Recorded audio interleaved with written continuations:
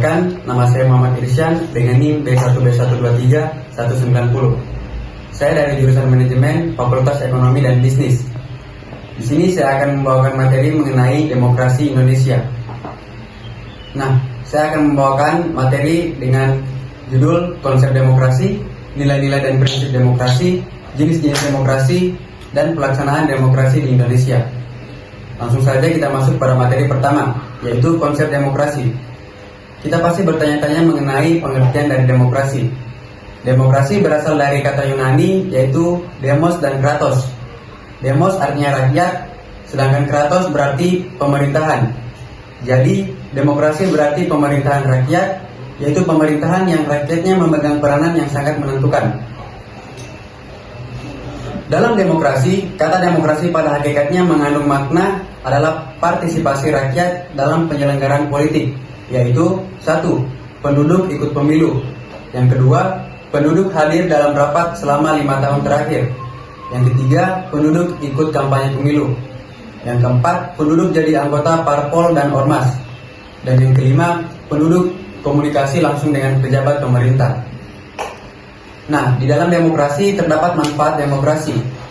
Demokrasi memiliki manfaat dalam kehidupan masyarakat yang demokratis, yaitu 1.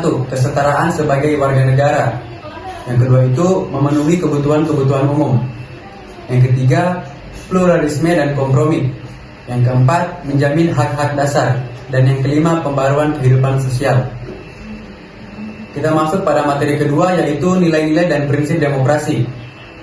Untuk menumbuhkan keyakinan masyarakat akan baiknya sistem demokrasi, maka harus ada pola perilaku yang menjadi tuntutan atau norma nilai-nilai demokrasi yang diyakini masyarakat.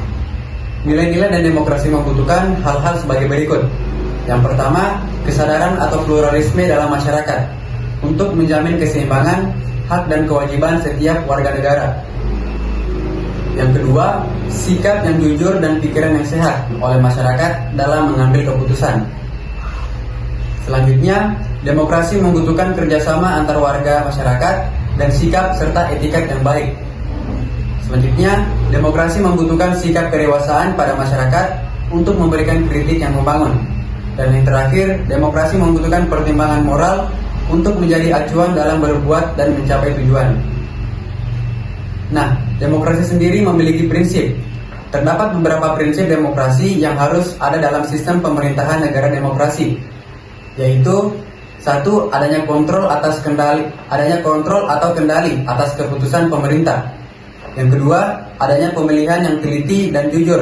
Demokrasi dapat berjalan dengan baik apabila adanya partisipasi aktif dan warga negara tersebut yang dilakukan dengan teliti dan jujur. Yang kemudian, adanya hak memilih dan dipilih. Hak untuk memilih yaitu memberikan hak pengawasan rakyat terhadap pemerintahan, serta memutuskan pilihan terbaik sesuai tujuan yang ingin dicapai rakyat. Kemudian, adanya kebebasan menyatakan pendapat tanpa ancaman. Demokrasi membutuhkan kebebasan dalam menyampaikan pendapat dengan rasa yang aman. Selanjutnya, adanya kebebasan mengakses informasi dengan membutuhkan informasi yang akurat. Untuk itu, warga negara harus mendapatkan akses informasi yang memadai. Masuk pada materi selanjutnya, yaitu jenis-jenis demokrasi. Terdapat beberapa jenis demokrasi yang disebabkan perkembangan dalam pelaksanaannya di berbagai kondisi dan tempat. Oleh karena itu, pembagian jenis demokrasi dapat dilihat dan berbagai hal sebagai berikut. Yang pertama, jenis-jenis demokrasi yang pertama yaitu demokrasi berdasarkan cara menyampaikan pendapat. Yang kedua, demokrasi berdasarkan titik perhatian atau prioritas. Yang ketiga, demokrasi berdasarkan prinsip ideologi. Yang keempat, demokrasi berdasarkan wewenang dan hubungan antar alat kelengkapan negara. Materi selanjutnya yaitu pelaksanaan demokrasi di Indonesia. Dalam perjalanan sejarah bangsa, ada 4 macam demokrasi di bidang politik yang pernah diterapkan dalam kehidupan ketatanegaraan Indonesia, yaitu demokrasi parlementer atau liberal.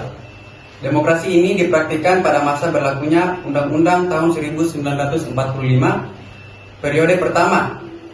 Kemudian dilanjutkan pada berlakunya Konstitusi Republik Indonesia Serikat pada tahun 1949 dan Undang-Undang Dasar 1950. Yang kedua yaitu demokrasi terpimpin. Secara konsepsional, demokrasi terpimpin memiliki kelebihan yang dapat mengatasi permasalahan yang dihadapi masyarakat. Hal itu dapat dilihat dan diungkapkan Presiden Soekarno ketika memberikan amanat kepada konstituante tanggal 22 April 1959 tentang pokok-pokok demokrasi terpimpin. Antara lain, 1. Demokrasi terpimpin bukanlah diktator. Yang kedua, demokrasi terpimpin adalah demokrasi yang cocok dengan kepribadian dan dasar hidup bangsa Indonesia. Yang ketiga, demokrasi terpimpin adalah demokrasi di segala soal kenegaraan dan kemasyarakatan yang meliputi bidang politik, ekonomi, dan sosial. Selanjutnya, inti daripada pimpinan dalam demokrasi terpimpin adalah permusyawaratan yang dipimpin oleh hikmat kebijaksanaan. Selanjutnya, oposisi dalam arti melahirkan pendapat yang sehat dan yang membangun diharuskan dalam demokrasi terpimpin. Kemudian itu ada demokrasi Pancasila pada Orde Baru. Munculnya demokrasi Pancasila disebabkan adanya berbagai penyelewengan dan permasalahan yang dialami oleh bangsa Indonesia pada berlakunya demokrasi parlementer dan demokrasi terpimpin. Selanjutnya, demokrasi Pancasila pada masa era Orde Reformasi. Demokrasi yang dijalankan pada masa reformasi ini masih tetap demokrasi Pancasila. Namun, perbedaannya terletak pada aturan pelaksanaan berdasarkan peraturan perundang-undangan dan praktik pelaksanaannya demokrasi. Terdapat beberapa perubahan pelaksanaan demokrasi Pancasila dari masa Orde Baru. Pelaksanaan demokrasi pada masa Orde Reformasi sekarang ini yaitu 1.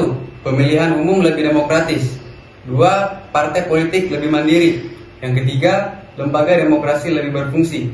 Dan yang keempat, konsep trias politika atau 3 pilar kekuasaan negara, masing-masing bersifat otonomi penuh. Baik, itulah tadi materi singkat yang saya bawakan pada kesempatan kali ini. Bila ada kesalahan kata mohon dimaafkan. Wabillahi taufiq wal hidayah. Wassalamualaikum warahmatullahi wabarakatuh.